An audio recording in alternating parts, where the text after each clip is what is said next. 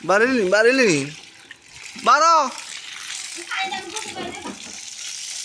সিয়াম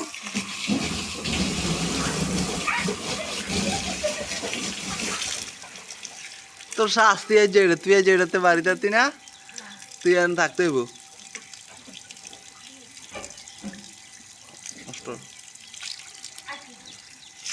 পুরো আজ ওয়াশ করাম ইটে ডালাই দেয় তো এমনি এমনি ওয়াশ করাম